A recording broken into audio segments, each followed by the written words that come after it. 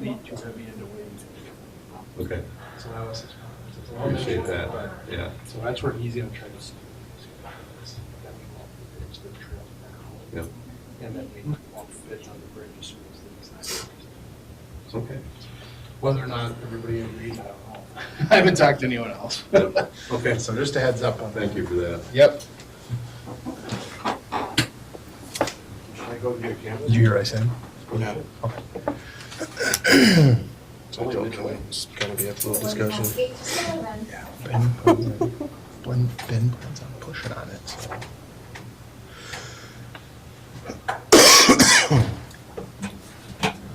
And Okay, good deal. for more detail. Perfect.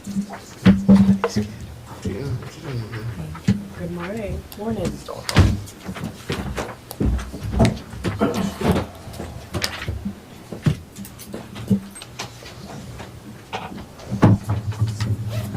Knee still on the up and up? Yeah. Okay. Back.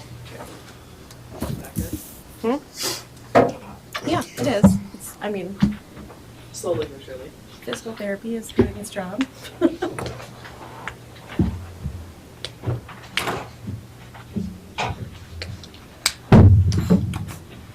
Might have fairly brought Thank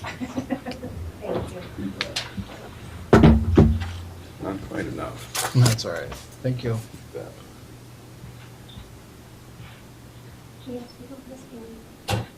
What's that? We don't have any system today, so we don't have any, we're not able to record, so Jim just went to go get an old style camera. So we can Okay, all right.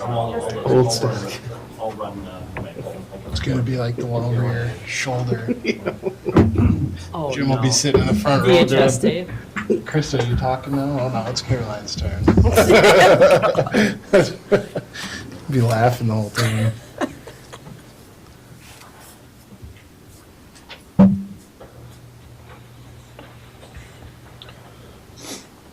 So that's what really got to work on doing a professional services agreement. Once we Right away. Morning, Justin. not right now, probably in the next meeting once we get some direction and we'll solidify what that is. Yeah. We've had the bug in our house, oh my gosh. Stomach bug? I've heard of a few people. Last Sunday, Jesus. I know, and I had pukes all over our bed, so we were home Monday, Tuesday, Wednesday. $1 million. And last Wednesday, we were home with her. Hand it to him? I just can't Friday, we believe. were part of the hockey tournament. Saturday. What are you seeing out there for street projects? Sawyer pukes all over the hotel room. One time we played the Union when we did it last year. I'm waiting for Central, so I hate here to get clearance on her. So I don't need one. So. Good morning. How are you? Just up there, that's for bid, so I'll talk to them. So we got our seal coat. We finished the We got our game. seal coat this year. They were so they're only 10% older, so that was a little bit free. I got a meeting with the school district here. She's got like a Friday. Oh, yeah. She's like, Justin, I have to work. Well, I gotta go to work too. I I told her, well, if I have to, I'll stay. saw that City of Fargo awarded a street project 15% over. That was the bids they had the other day. Like at the same time. Kind of been. And then Sunday, and then here's Sunday.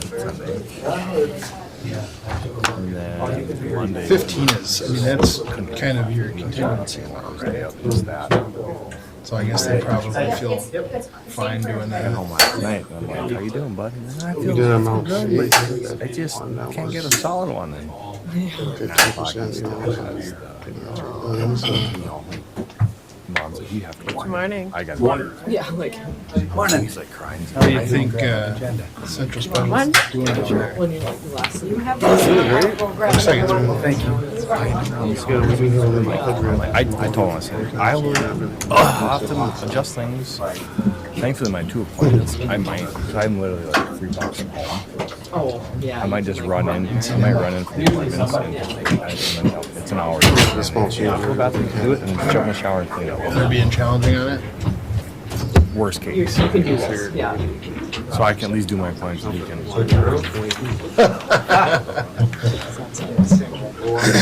That's funny.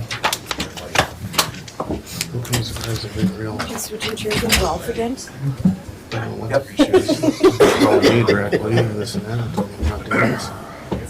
So yeah, it's 3-4 days. Really? Nothing will work. Unfortunately, taking the same for him. It's like it's Perfect, just energy or anything. How are you today?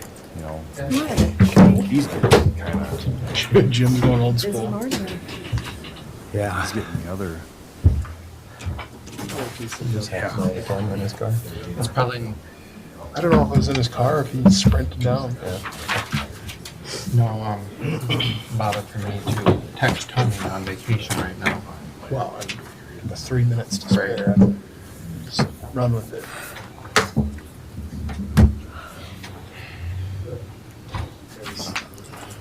The system in the middle will start working and the screens will start going up and down because we pushed it so many times. It's really bizarre, we've never had that. Okay. You can't even turn it off. Good. I had. Good. I had the. Good. It's on. Yeah, I got. Master Power for City Hall. I started getting sick. Like, Is there anything in this back room? I don't think so. It's just the PA. I was sick and I took a couple tests. That one's for sure turned on. Yeah. Or is it regular lap siding with us again? Because the screens won't even come down. None of the buttons work on that. That shed that I'm in, it's got the same Your stuff. keys, I It's left got mine a up lid there, on let's the just peek bottom. in the This back. one slides up into. Normally you get where ship like With negative. overlap That's the crazy. gap back there, but this has got a flat back. And so it was just Finally kind of, when was up your and able to garage take made? some nourishment. Because Yeah. this shed was made back in the Everybody else 60s. okay? Yep, nobody else got it that I know of. And so, Yeah. Morning. yeah. And then I am not real happy with the It water. looks like we got everybody here but the mayor. Watch the game and they lost. So, And there's the mayor. yeah, how you doing? It's not okay. I was like, we're joking, Mom. We're joking. Yeah. Benny, Yeah, good. I have a complaint. What's that? I just Nobody answers your damn phone. everything that I have. You know what? Yeah. We've had so much Morning, so many Scott. problems with that stupid phone system. And I'm really frustrated. I've had a bunch of things that goes with everything great. I don't want to complain about local businesses, but I had to call 3 times the other day to get through. I told him, I said, I want the old fashioned phone where you plug it in your wall. It rings and you pick it up and it's It's just, hello, statue? hello. It's a hollow statue. If something goes wrong with that, I can troubleshoot. Yeah. The cord? Where's the master switch? Yeah. Thanks for telling me. I don't know what to do. Wish we had a building official around here. Tell you that. Is there Well, dial 2 What's for that? takeoff. rings and rings and rings? No, it's like a big one. Oh, so we all And then gotta there's pack up times and when, roll out there? Yep. Okay. I mean, there's times when it just goes down. And I'm like, well, we don't have a business. I mean, that's part of our business. Oh, yeah. Well, that's a big good part of your point. business. Oh. Andrew, strategic planning, is that still out there? Is that a- oh, it This is, is not been a okay. good thing. Because I just got made a point, you had mentioned if everything was right. Yeah, Yeah, there was. yeah. Not upgrade. And then it doesn't work. Okay. Yeah, not good. I think what we're waiting for.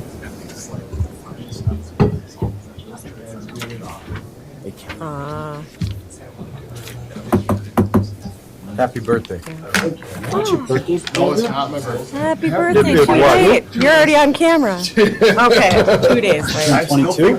Yeah, 23. If you want to lead that riot, go right ahead, Rupert.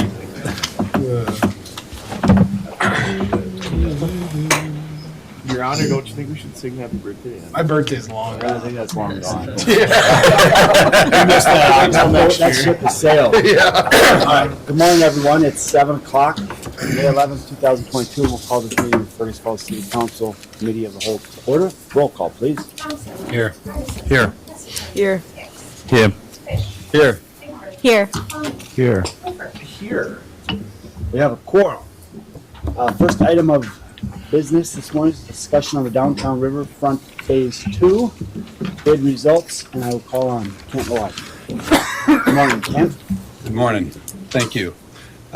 So I've got a memo in the packet along with kind of a drawing, basically, that we'll be talking about in the memo here. So we opened bids for the project on April 27th. We only received one bid for phase 2. The amount of that bid was just under $5 million for the base bid. Our estimate for that portion of the work was about $2.6 million.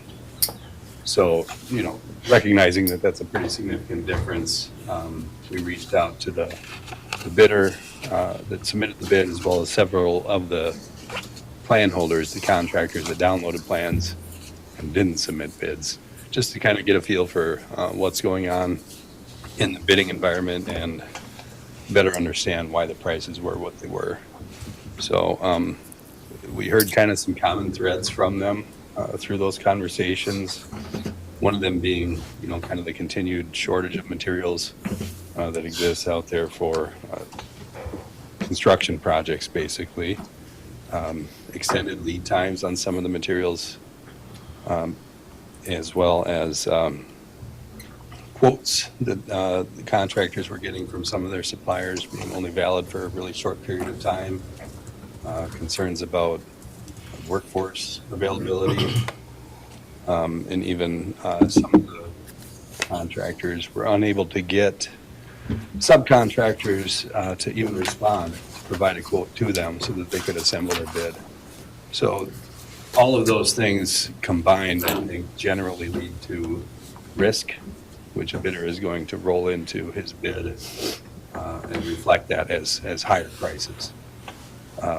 So I think that's what's going on with the bid results. Just to kind of get a handle on where that's at compared to phase 1. We did compare some of the similar items of work between the two projects, looked at concrete, paving, that kind of thing. And can see that compared to phase 1, the prices bid for similar type of work in phase 2 went up anywhere from 40 to 200%. Kind of an average for those items of work would be an increase of about 70% between those two phases. So that's likely a combination of all of the things, that I mentioned a minute ago. So I guess the question is, where do we go from here? Understanding that the city has been working on, revitalizing the downtown riverfront area for a while. This is an important project for the city. So in the interest of trying to help the city find, the next step forward, we did meet with the project management team, talked about the bid results, and one of the potential solutions we arrived at was considering perhaps a reduced scope on phase 2 that might consist of constructing just the trail from Court Street east along the riverbank to the proposed bridge location, and then keeping that as designed and leaving the rest of the that space available for the splash pad, the bathroom, the other parts of that project available for that to be constructed as a future. If that's something the city would want to pursue in the future. So that's a potential solution. Let's see. So yeah, the reduced scope would be, that's what I'm trying to identify in the map in your packet, where we've got that outlined in yellow. It's the trail from Court Street over to the bridge.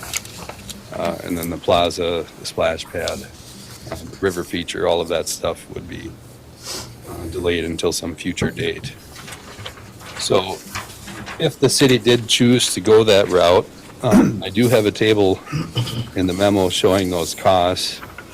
Just prior to the meeting, I also handed out a sheet that details those out quite a bit further. If we use the prices from the bid that we received, the total estimated construction cost to build the trail is about $700,000. And I also have a table on that handout showing estimated engineering fees all the way back from kind of project inception and preliminary design phase. So that top line there shows engineering fees prior to April 30th, 2021. So those are fees that the city has already paid, but would be attributable to this phase of the project. Those are about $300,000. The design fees for this piece that was just recently bid are about $400,000. And then we're showing a fee reduction of about $100,000, which would be, our commitment to the city that we talked about with phase one change order, making that budget whole. So it would be a fee reduction of about $100,000 there. And then we're estimating our design fees or construction administration fees to build this reduced scope project. So the trail to the bridge at $100,000. So the engineering would total about $730. Add that to the construction costs of the trail to the river, we arrive at about 1.4. And potentially, I'll talk about this in a second, if the trail and the bridge costs were combined together, you would be looking at a total estimated project cost of about $2.3 million. So I guess in conclusion, if the city wanted to pursue the entire project as bid, obviously additional funding sources would need to be identified to proceed along those lines. If the city is not interested in awarding the contract as it was bid, we would recommend rejecting the bid that was received on April 27th. And then depending on where the city chooses to go with this, if we want to pursue a reduced scope project and get some construction done this year, we could take the bidding documents, revise them to just show the trail construction, get that out for bid as quickly as possible, and potentially still see, some trail construction yet this year. The bridge would still follow the timelines that we've talked about previously, advertising that for bids this fall, construction of the bridge in 2023. So obviously there's decisions, I think, to be made here. So that pretty much sums it up. If the city is interested in proceeding with some sort of reduced scope, we also anticipate that we will need to include some sort of parking lot maintenance in the contract as well. So we would work with city staff to develop, what exactly that consists of and include that in the revised scope. Thanks, Kent. You bet.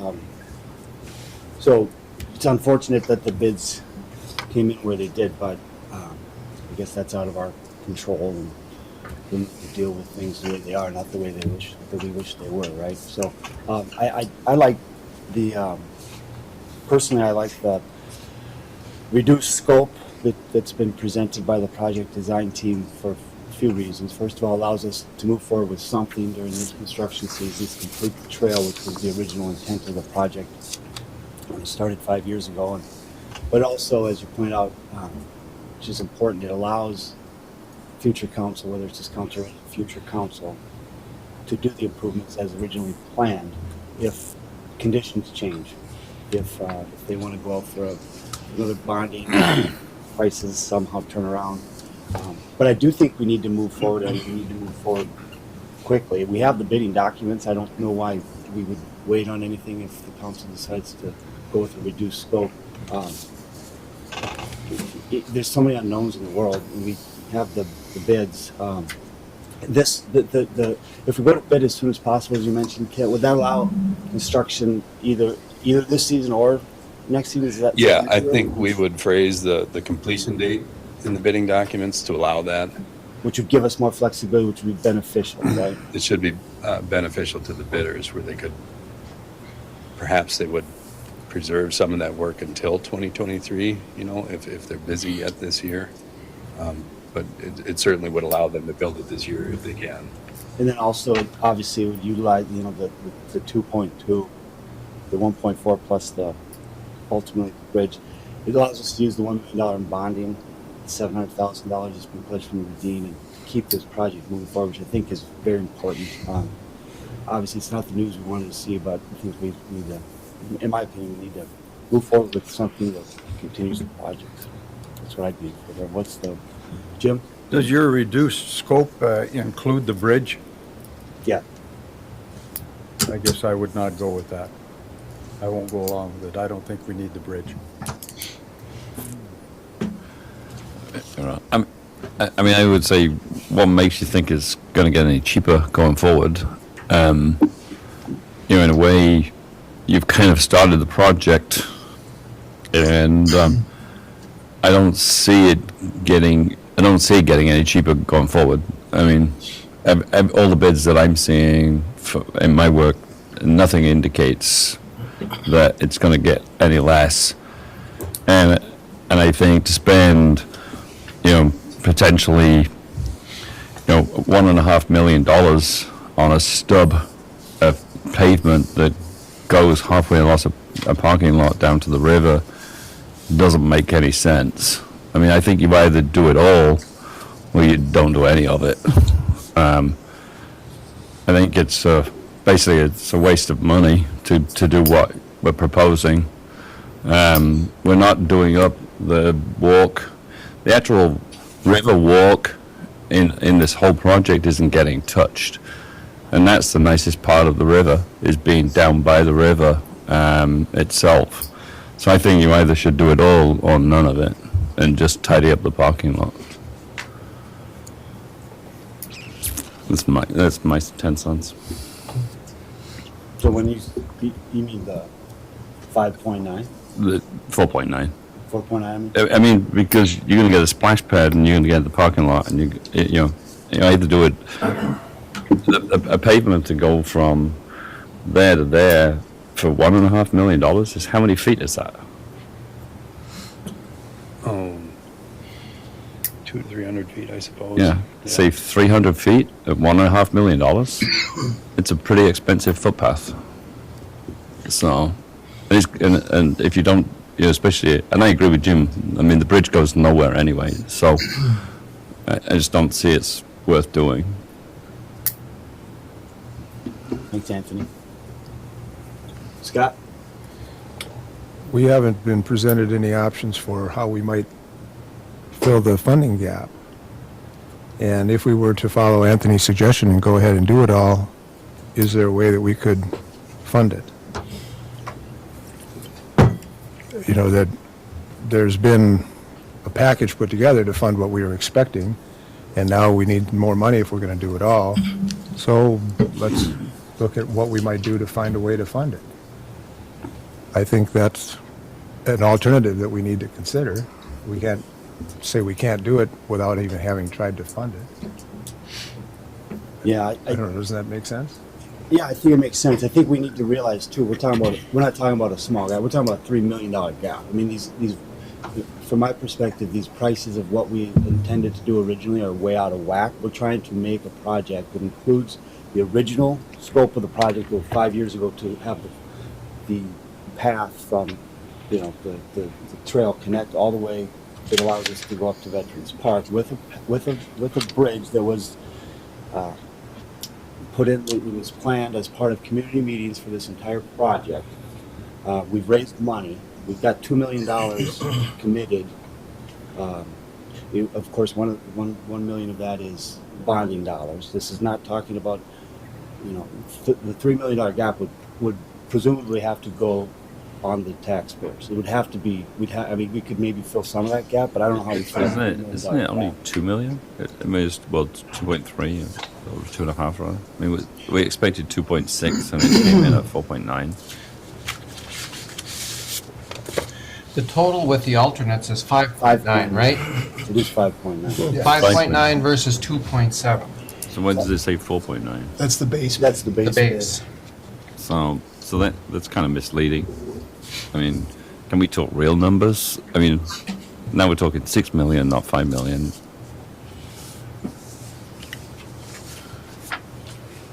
What is the price of the project? So The bottom line. It says 4.9. 4.9, that's the Yeah. base. We had some alternates in Right. there, which were, I guess that's not even part of the discussion yet. If we want to Right. add, if we wanted taken that, part of that was a few amenities, vendor hookups, sewer from the, sewer, those were Right. alternates that were bid with the project. We're just looking in comparison to the base bids right now, which includes what's the features, splash park, trail, everything right now. Right, thanks. Was part of the alternates part of the splash pad area too? No, no, it was, Thinking water wall or something like that, or? there was a small water feature that, Okay. protrusion that came out, that was one of the alternates, very minor. I mean, I guess my point is this, that if it's not the scenario we wished, going back to the beginning of the project, we didn't see any of these, a lot of these things coming, but if we don't find a way to move forward on something, we're basically leaving $2 million, I feel like we're leaving potentially $2 million on the table to finish the project that we started. Do it in a way that completes it, that allows us to do things in the future if the council decides, or if it has the funding, or if conditions change. But it at least connects, we don't leave a path, uncompleted that we've started.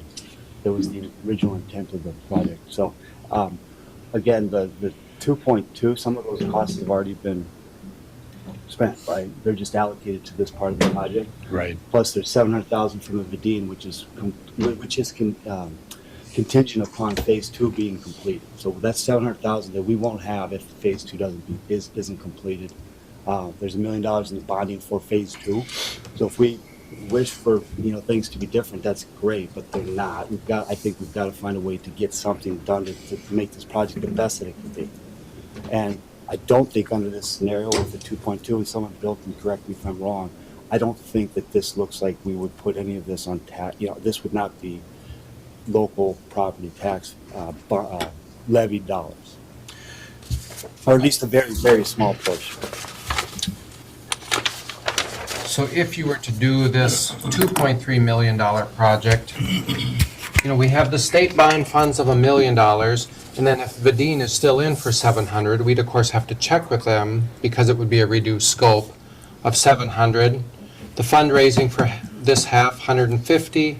There's some utility cost up there for 75.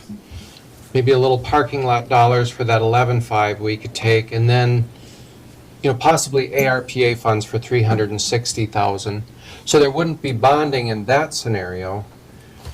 And then if we looked at base to base, if you did the whole project without alternates, then you have a $2.4 million gap. So that's what we'd have to come up with. Either is there more fundraising, or is there local bonding that we would need to do for that if we did the entire project. So, Your Honor, Yeah, I agree with you that I think we need to keep moving forward.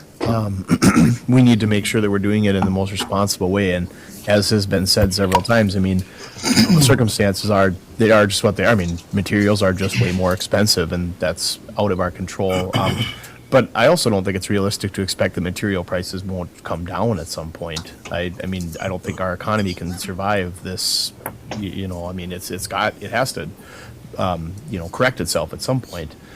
So and then as far as the bridge goes, I mean, if there's pushback on including the bridge in this particular, at this particular time, I would need a reminder on what funding would be affected if we didn't include the bridge. But I do think that we need to do something to keep moving forward on the project and just make the best of the situation. I don't think that that paying for trying to raise the money for the full project is necessarily what we want to do, because why do we want take all that money and spend it on material that's 70% over, you know, what it would have cost a few years ago. So, you know, I would just like to hear more thoughts from people on how we can get something done. And I think leaving the door open for future, you know, once the material price does come down, you know, looking at a phase 3 that would finish off some of the things that were in the original plan. But I'd like to hear what other people have to think. Thanks, Tom. Yeah, Bill. Just gonna think out loud a little bit. If the dean is in on this for 700,000, and if it's really towards the bridge, then don't we really need to do the bridge, because we have to match the state bonding dollars. So if we get $1 million, we have to put $1 million into it from those other sources. So if we didn't do the bridge and didn't get the 700, we couldn't use all the state bonding dollars either. That's just something to think about through that. Yeah, and I think that the way that the project design team originally laid it out, to have the bridge bid separately, that's the path that people have been following, including local manufacturers who are putting their own time and energy into engineering something that they will come up and makes, you know. I like that idea to keep that same timeline. It gives the people that were working on that the ability to present something. It's not making a commitment by any means for the council. Once we get those numbers, you can decide. But we have the documents for the bids, the bidding documents. We're able to go out for a reduced scope. I mean, if we want to go forward, I don't know what benefit waiting does. I mean, if we look at the last 2 years, I think that can be an example that waiting around on things isn't advantageous. I think we need to get an explanation on the Vadine money, if it can be used for other than the bridge, because I'm not for the bridge. I will not vote for the bridge. And also, I mean, if we're not doing the whole scope, is it going to be prorated? You know, I mean, if they were expecting a splash pad and a bridge, and that's what they were giving their 700,000 for, and now we're not doing a splash pad, you know, will it only be half of it? We need to look into the Vadine money before we make any decisions. And Andrew, would we, again, thinking out loud, if they're in for that, but would we then need to actually bid these two together, the bridge and the trail? Because if something were to fall apart, I mean, again, to keep all those funding sources together, I don't know. Phase 2. And certainly we can. I don't mean to speak for the Vadina. We can get the information you need. They've always talked about the bridge. They've never been interested in the splash pad. They've been interested in the phase 2 being completed, that we didn't just start phase 1 and then end. That's been their main concern. So they've been very excited about the fact that there's potential for a local manufacturer, that there's art included in that's what they've always talked about. Again, I don't want to speak for them, but I've had conversations with them, and that's always from the beginning of this project. Andrew, correct me if I'm wrong, but they've been very, committed. They were the first ones to commit, but they were also very clear that they were committed to those funds if phase 2, if the project was completed. So is that accurate? It is, and they were originally interested in the amphitheater, and when that was removed, they kind of shifted their focus to the bridge. And that's Could you speak up a little bit, please? I don't know if I can. Just go stand right in front of me. Yeah, go stand in front of him. I said their original interest was in the amphitheater, and when that was removed, they shifted that focus to the bridge, and it's been on the bridge since then. So I guess I would agree that they have talked about for the last at least year and a half that they want to be part of the bridge construction, knowing that it's the last component of the entire project. They want to be the last money in and make sure the community buys in and that the project is going to be complete with their dollars. Would it make sense at this point, like we've got the information, there's some unanswered questions, can we come back on Monday night with some different scenarios of what, going to bid soon, waiting for the bridge, not and doing nothing, what those 3 scenarios might be? We can ask our questions, we can have some disagreements, and we can vote and move on. Does that make sense? Go ahead, So Bert. basically what you're saying, if they're interested in the bridge, if they're still in for the 700,000 with the $600,000 from the state, then the bridge is not out of the taxpayer's pocket pretty much at all. The 600,000 from the state for LCCMR is really being used on phase one already. So Okay, that had the bridge in there originally. That was part of the ask of LCCMR. But then we've been working with them because of the deadline to expend those funds, that all gets spent on phase one. okay. So we're kind of modifying that budget and pulling the bridge out of the LCCMR. It's all part of that trail in the first part. There are some local dollars as well from the National Endowment for the Arts, that if we go, some options with the bridge, there's a local match, potentially of $100,000. So there's some funding, but the intent is exactly what you say, Brent, to not have the bridge be out of the taxpayer's pocket. That would Somebody be the then. only way right now that I would look at it. Sure. Is if the funding was strictly none of the city dollars at all into the bridge. Otherwise, I won't be in favor of the bridge either. Sure, thanks, Brent. Yeah, Justin. I mean, we had a good discussion on that. It's too bad we couldn't do it all. We've laid a path out, and I think, I hope to see prices come down when, inflation gets a little bit more under control and contractors get caught up and supply catches up. But one thing too, to remind everybody is aside from having the 1 million and the 700, if we didn't move forward, we're gonna have a pretty big fee regardless to pay for their services and their design and all that. So, I mean, we do nothing and still have to pay, probably million $500,000 or plus. So, I feel like something is better than nothing. It seems like a lot to spend 1.4 to get a sidewalk, but it's really, a lot of that isn't sidewalk. I mean, the sidewalk portion is just a smaller percentage of it, unfortunately, and a lot of it's work they've already done, and, if we don't move forward with the entire thing. So I think we can get to at least something. We've got money out there to, in a sense, use, and we have fees that we got to pay anyway if we didn't do anything. So it'd be nice to find out more from the Vidine and make sure we're making the right decision, but We can certainly bring that information to Monday night and let the council make the decision. Is that fair for everybody? Can we get an updated sources and uses, including phase one? Including phase one? Yep. Sure. Thanks. Everybody good? Thank you, Kent. You bet. We'll see you Monday night. Oh, you're up for number 2. Let's talk about phase 1. All right. So, I've got another memo in the packet about phase one parking lot. So originally, before the project, started construction over there, the old parking lot had 199 stalls. It was 60-degree angled parking, and parking stalls were 8.5 feet wide. So knowing that we've gotten some feedback here at council meetings and heard it from some of the business owners adjacent to the parking lot, we've looked at, what is the current design that's currently striped out there, compared that to some potential alternative layouts that perhaps would meet the needs that are being requested for, potentially modifying that parking lot layout. So like I said, the old parking lot had 199 stalls. They were 8.5 feet wide. The parking lot layout that's striped out there right now is 90 degree, just straight in parking. Those stalls are 9 feet wide. There's 127 stalls as it's currently striped. The minimum recommended stall width for any parking lot is 8.5 feet.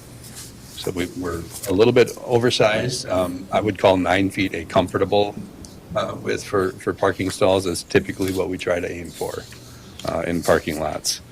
We have gotten some feedback from the business owners, actually actively solicited feedback from some of the business owners there to get their thoughts on how is the parking lot working for them and their customers. The results were kind of mixed. Some of them thought just leave it as it is, maximize the number of available parking spaces. Others thought that changing it back to an angled parking situation would be better, just to ease customers, using the parking lot.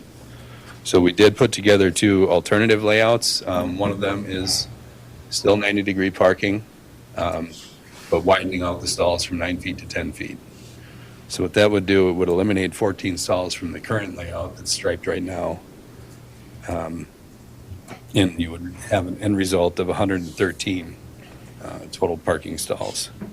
If we were to, the other alternative would be to switch it to 60-degree angled parking. 9-foot wide stalls with that. That eliminates 25 stalls from the striping that's out there now. And you would end up with a total of 102 parking stalls. So the parking lot isn't, the top layer of pavement isn't built yet. So, you know, we have opportunity to kind of talk about this, and if we want to make changes to how the parking lot design is striped, we certainly can do that before the permanent pavement markings go on after that top layer of pavement is built. So I guess to summarize, the design goal was to sort of maximize the number of available parking spaces. However, if the city feels that a different layout would be more user-friendly, that's certainly something we can consider. Thanks, Kent. Justin? With the updated information you just provided, it sounds like the business have been active in part of this process. Are they aware that they'll lose stalls if we were to go to the angle or the, because in both scenarios it will lose stalls, correct? Correct. In either of these That'd be my modifications. concern is are they supportive of losing, it sounds like, I don't know if they'd be in support of losing stalls or if they were thinking they'd be able to add stalls. Because, you know, they went from 199 to 127. Correct. I don't, that'd be my, I mean, if they're on board with it, I mean, angle probably makes it easier for just getting in and out and safety. You don't have to turn around as much. But I'd want to make sure that they're in support of losing more stalls by adjusting what's currently there. And if Your there's a Honor. way we could, Yeah. I noticed we have in attendance someone who is closely connected to the business community. Lisa, do you have any comments or feedback that you'd want to share? Just that people are concerned about if people are comfortable using parking the way it is. I think that level of comfort has been skewed a little bit because they're still working around construction. Sure. Fencing being up, they don't currently have the full number of stalls that are available, so it's hard to make a comparison. I know just from our point of view at the chamber, the lot, even pre-construction, was never full. So I think using a few stalls like we have is okay, but even more might not be the best thing. I think people also need to, as customers, you know, they're doing 90-degree turns if they're parked, or 90-degree parking at Fleet Farm, at Service Food, at, you know, you name it, any other parking lot. It's just that I think customers feel a little uncertain just because they're in and out of a construction zone. So Sure. that's, and I have talked to the businesses, they want to make sure that their customers have a comfortable place to park, otherwise they won't park there. Sorry, Lisa, do you feel like the businesses would have a strong, like if we asked them, if there's a way to ask the businesses, would they have a strong preference? Like, would they I don't say? think you'd find a majority. And we did go Of door to preference. door. Sure. Bolton and Mink staff knocked, I think, went into every business on the block, Yeah. and it was mixed bag. okay. Awesome. I just figured that's who we'd hear from if we're Yeah. gonna make a change. Let's make a change to what the majority wants, so we're not, but doesn't sound like we have that answer. What did we have before all this started? I can't remember. Was it angled? All right. Angle park. Herringbone, yeah. Angle parking, one. Yeah, because I mean, you go to Fleet Farm, Walmart, and you watch, you may get more parking, but then you watch the people who pull in and half of them are sitting on the line or whatever because it's harder to get into a 90, so then you're losing a spot anyway. Or you're having somebody with a ding door that ain't real happy. Yeah, I think I mean, I think the angled parking would be great. It's just, you know, is there enough parking in that lot and on the surrounding streets to be able to support all the people that want to use that space and patronize those businesses? So, are you looking for direction on Monday night? Is that? Can we That would be take- fine. Yeah, I mean, so let's do what we can between now and Monday night to talk to as many businesses as we can. Just now it's public, Yeah. and we'll just make a decision Monday night with the best information we have. So, I think we we- encourage businesses, if we could Yeah. even send something out, Lisa, to let us know, and we knowing that it won't be unanimous. I think a little bit, it's, as Lisa said, there's kind of almost 30 stalls that they're not using today. So even if you went with kind of the herringbone kind of option of angled parking, you're going to gain another 30 slots that presently aren't physically in use. And I think that plays into it too, when people Yep. are concerned about losing stalls. They're not using, the full capacity that the lot will have isn't available at this point. And there's kind of a lot of construction stuff still going on, so that also impedes movement, flow. You know, the moment you really can't flow around the car park. Yeah. Because of the fencing. So To that point, I mean, I would be in favor of that. The first option you gave, with the angle parking with 127 stalls, as long as we don't yeah, I mean, hear a lot of, you know. I think that one makes the most sense. It's still 9 feet wide, you said, and The angled parking would be 102 stalls. Correct. And the no, 93 parking, 127 for angle At the parking. very top of the sheets on the top right corner.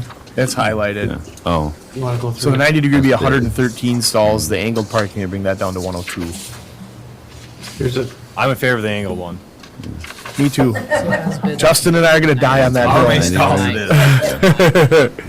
Angled would be really nice. Unless we It's- hear from the businesses that. They're easier to back out of yeah. than the straight back. And keep in mind too, you know, when you survey the business owners on that block, that's not a significant number. Yeah. You know, it's, they have an idea of what they're looking for, but you also have what do the customers and clients want too, Yeah. because a business might want more stalls, but if a customer, again, isn't. I would see people complaining more about the 90 degree parking than the angled parking with fewer stalls. That's All my right, prediction. sounds like that's kind of the direction we're Yeah. leaning. If we hear something by, different to change our mind by Monday night, we'll take action on Monday night. Yes, Brian? yes, Your Honor, we just wanted to present this to you, just on concerns we've received from public. I think on the contractor schedule, we just would like some resolve prior to them putting the final wear course and final striping. So that being said, my understanding of the schedule, I think we could even wait till first council meeting in June. That way to garner more feedback. Sure. As an option too. So I just don't want to think we have to know on Monday. Sure. Just want to stay ahead of it on this aspect, so. Great. Sounds good. So, yeah, I guess we'll just leave it to staff to see if there's other opportunities to work with the chamber to get as much business information. Whenever it needs to be made, we'll make that decision. Bring it to the council, we'll make that decision. That's fine, yeah. Thanks, Ken. Thanks, Got Brian. one last thing on Yeah, the the parking curb lot. cut. Yep, curb cuts. So, on the north edge of that parking lot, what used to be out there was just pavement that kind of butted up to the buildings. So when we constructed the new parking lot, it now includes a kind of a surmountable curb along the north edge of the alley and concrete pavement behind that between the curb and the building, intending that concrete area to be sort of a low-maintenance boulevard. During construction, one of the business owners approached us about sort of flattening out that curb in the middle of the block to sort of provide a low-profile opening across that curb, basically. Then our intent when we agreed to put that in was that would work for all of those businesses on that block. Since then, of course, we've gotten requests from other businesses that would like to have the curb knocked down immediately adjacent to their building as well. We could do that, but it would obviously require some remove and replacement of new concrete and curb in order to make that happen at this point. We've estimated the cost to put a new curb cut in, if at any location, at about $6,000 each location, if that's something that we proceeded with. But prior to making any sort of changes to this, we wanted to bring it forth to the city council and have some discussion about it, and see where opinions might lie on that. Part of what's going on with, concerns about the bumps that are happening, trying to move over the surmountable curb, is that the top layer of pavement isn't on, so there's a drop off about an inch off the curb as it is right now. That'll go away, of course, once the top layer of pavement is on. And what was there before? Was nothing, right? Just pavement to the building. Yeah. So the curb is going to help us control, runoff. Better than that, the way it was before. And it's like a full full curb, it's just It's a little. it's what we call surmountable. It just sort of rolls up and over. And I imagine the concern is going into their building just for patrons to be able to walk right in versus. How many businesses would that be at 6,000 a pop? That seems to be kind of a lot. Yeah. I mean, I would say if they want changes, they could pay for it.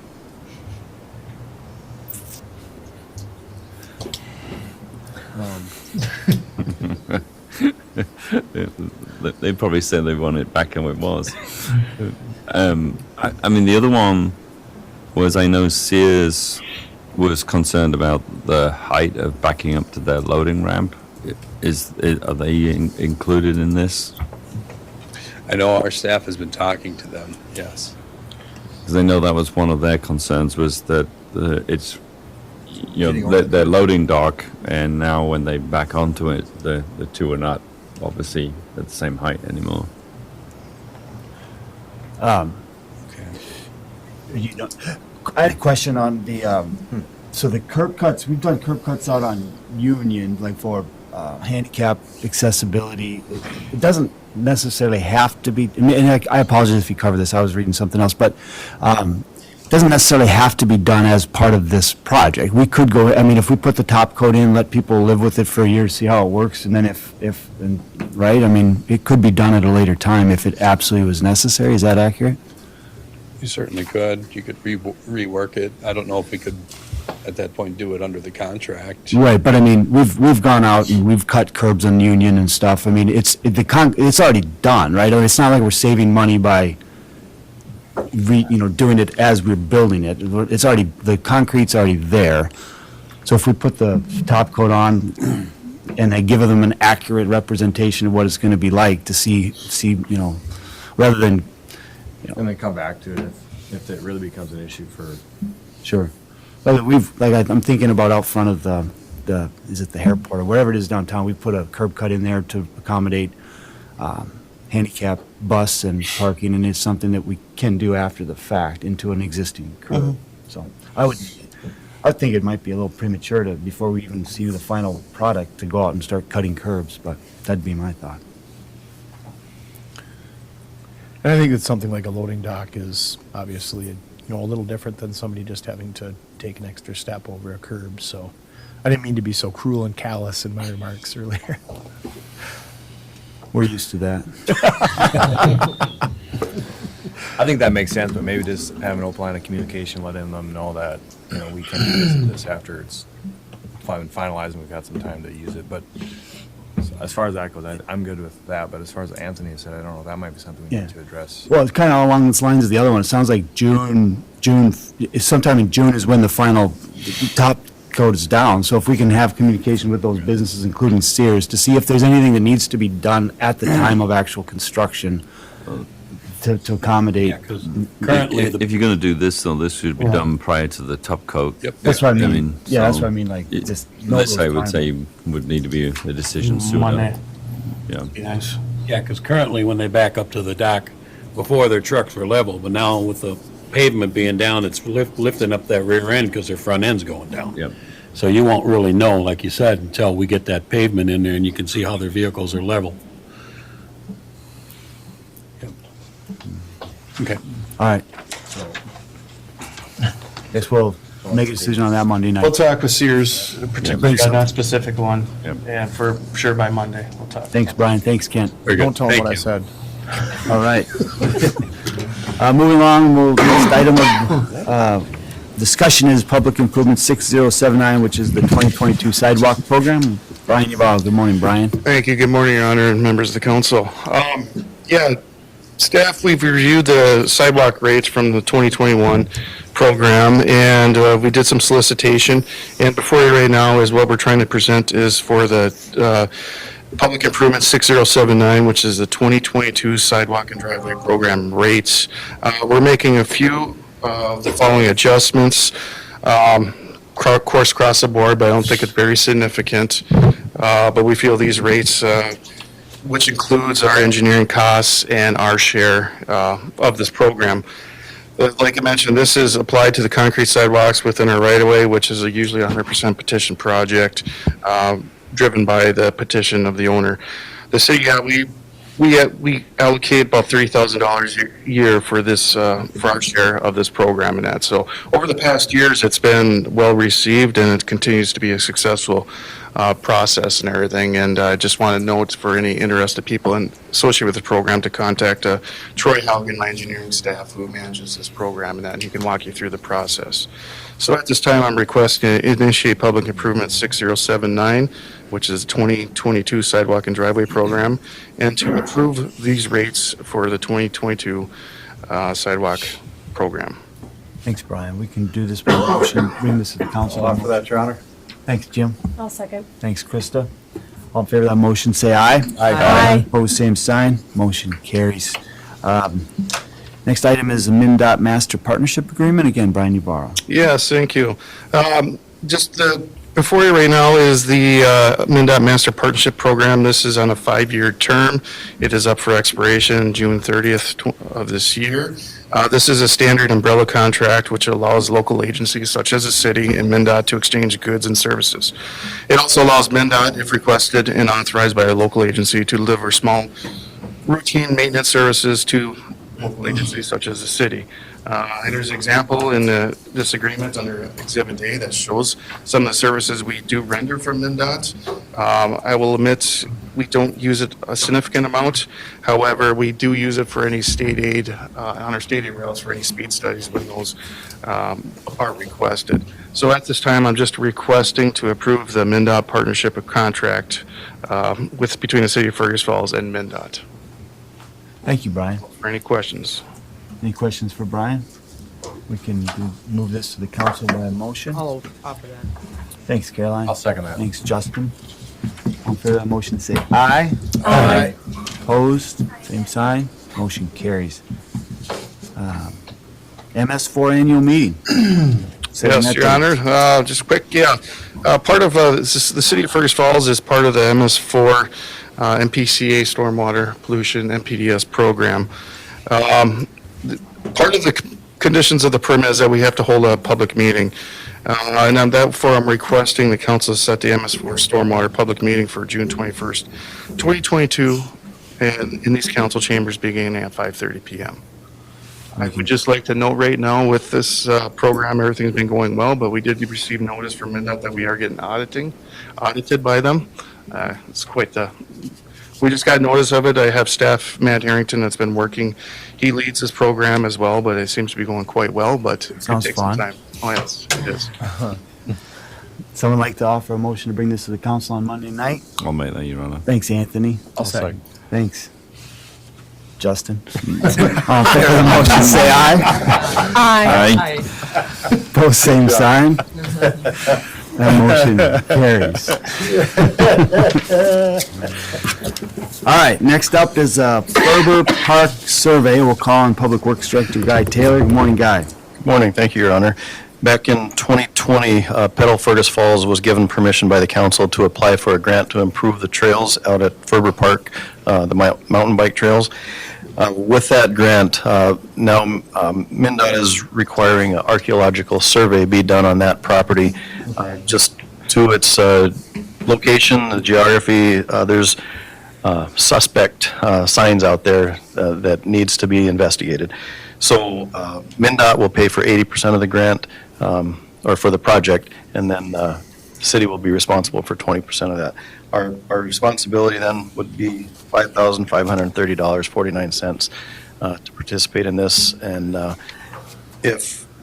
when the results come in, there may be some changes, some modifications to the trail to be done.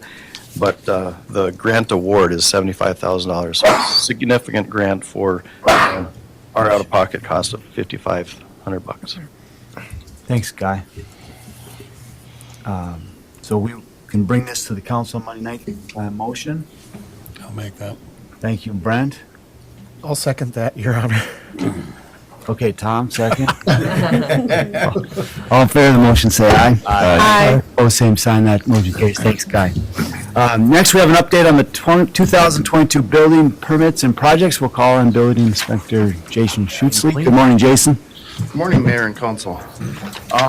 I'd like to give you an update on the trend of the last 3 years of the building department and what's been going on in the city. If we could start with the commercial projects of 2020. We had a slow start to the year, a slight pickup in the second and third quarter. Small businesses were really focused for new buildings, like a coffee hut, stuff like that, is kind of where we were. We didn't have real great numbers, mostly maintenance and repair on our buildings that we have existing is what commercially 2020 looked like.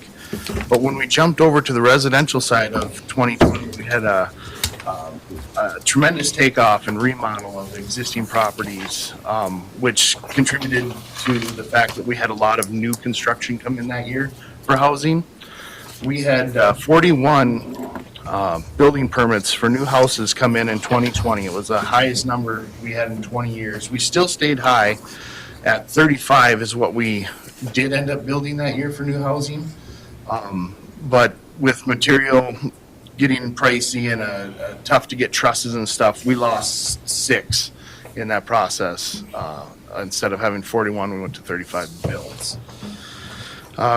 Commercially, in 2021, we had a strong start. We had a great first and second quarter. Lots of remodeling, starting with taking some of our older buildings and starting to get into remodeling those for new uses. It was really good. Those empty buildings were starting to fill up slowly. But then on the residential side, we still were in a bit of a hit. The remodeling of our older original housing stock went up, but our new house building only went up by 16 new builds that year, so we had half of what we had the year before. So we're starting to decline in the residential of new builds, but really good on remodels, because as those new houses were built the year before, people moved out of those older housing stock. Newer families moved into the area and started rebuilding our original housing stock, which is really good. Which takes us to the commercial of 2022, and we have a really strong start this year. We have a lot of great projects, a lot of bigger new projects, banks, etc., stuff like that. And we really boomed this year with the reuse of older buildings. You know, our Sunmar buildings, our old Hedall's building, those are all filling up and coming up with some really good uses this year. Expectations are through the roof for the third quarter. We have a lot of plans out there coming in, questions. It's going to be really good. Our balance, though, I think, and this is where we wanted to get to, was our balance of new buildings to reuse of old buildings is about equal. You know, so I mean, across the board, we're healthy commercially. Residentially, 2022, we're taking a little bit of a hit. Our expectations are about 6 to 8 new houses this year. Talking to our contractors, we're hoping for a really good remodel season. You know, keep that infill going on our older stock. We'll see a lot of flipping this year from some of those older rental homes that are coming up for sale. People moving out of. Yeah, but there's not a lot out there. The biggest challenge when I talk to our developers and builders is available lots. Yeah, you know, in a good location. We have some infill lots out there, but they're not ideal for what they want to do. So that's a little bit of a struggle that we have. And to conclude with, you know, housing projects are slow, although remodel has been great on our residential side. We've seen that high trend of housing in 2020, hoping to get back up there. But I'd like to point out the numbers that I gave you show a lot of dollar amounts, and that's not really a healthy way to see how the city is going building wise. But building permit wise, since 2015, we have doubled in our building permits, you know, over the last 7 years prior to that. And in 2021, we've seen a high of 579 building permits, which put us at a 30-year high. So, I mean, we're healthy, we're good. The work is out there, the infill is happening, and I think we're going in the right direction for what we wanted commercially, to fill these buildings and get new buildings. So, yeah, it's been good. Any questions? Yeah. Question, when you say new homes, is a twin home one home or? They count as two individual Okay, homes. That counts as Yep. two individuals. Yep, because it'll be a Because there single seems to be a family. lot of twin homes going in. There is, and that's moving our older population out of those inside the city homes, the original stock, out into new stock, and then the new families are jumping right in there, making their own. And Good. lots of neighborhoods are really starting to spiff up. And you see it across the board, everywhere on permits. It's not just one location in town, it's all over. That's great John, news. all right. Thanks, Jason. Justin? Question, we talked about this in the past, about looking at city-owned property, land. You had mentioned buildable lots, I mean, and we had a shortage of a project down here. I mean, are we capitalizing on potentially any city land that we should be actively looking to sell for homes to be built when we're looking for revenue for other things within the city? I mean, we talked this morning about across the river. There's other things in town we could look to use those funds for too, but I don't know. Just want to make sure if we're hearing from developers that they need buildable lots and we're sitting on land that we could sell, we should probably take advantage of that. And not saying that money would be used for this, but just in general, I don't know. I don't recall us, I know we've talked about it, but I don't recall us like diving into all of the city-owned land. I think the Port Authority's having those discussions. Oh, perfect. I mean, we obviously, there's the dairy property, which hopefully we can get that concluded. Right. And that would obviously be good stock, and then there's still the Norgren, which is, part of that is platted. Thank you. Tom, for that yeah, update. thanks, Justin. Just a quick Tom? question out of curiosity, has material pricing had much of an effect, chilling effect on building? No, not commercially. Residentially, just because it's tough to get material. Okay, Commercially, they're telling me it's about 14 to 30% increase. So it's Not so nothing that bad. they would, Yeah. yeah. okay, interesting.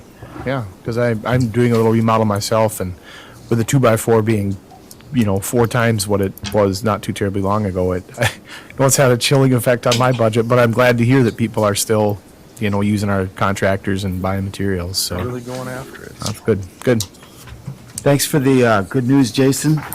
Thanks for the work that you and your department do. One thing I just want to plug, so we talk about new construction, we talk about the reuse of commercial buildings.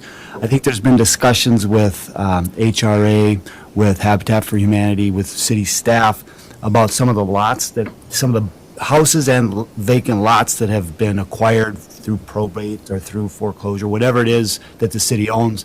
Let's make sure we keep our, make sure we're providing affordable housing as well, and the city's doing what they can to some of those smaller houses, those infill lots you're talking about. I think those do fill a need.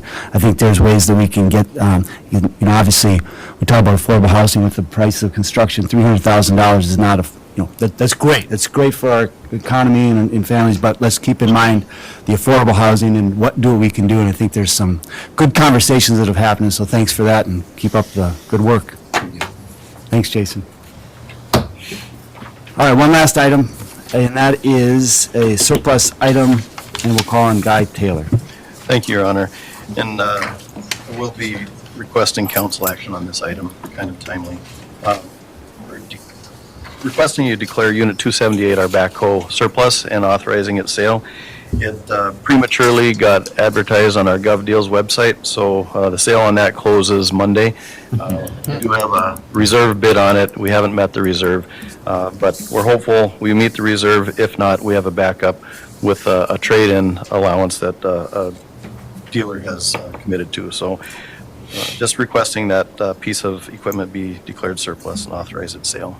And we can do that. Thank you, Guy. We can do that through a resolution. I thought you got it. Thanks. I'll second it. Justin and Anthony, thank you. Roll call, please. Thompson. Yes. Ferguson. Yes. Christensen. Yes. Yes. Yes. Yes. Yes. Rupert. Yes. Thank you. That resolution is approved. And with that, I do not believe there's any more agenda items. We will be adjourned. And we have our strategic planning session starting in 10 seconds at the Big Wood. See you there.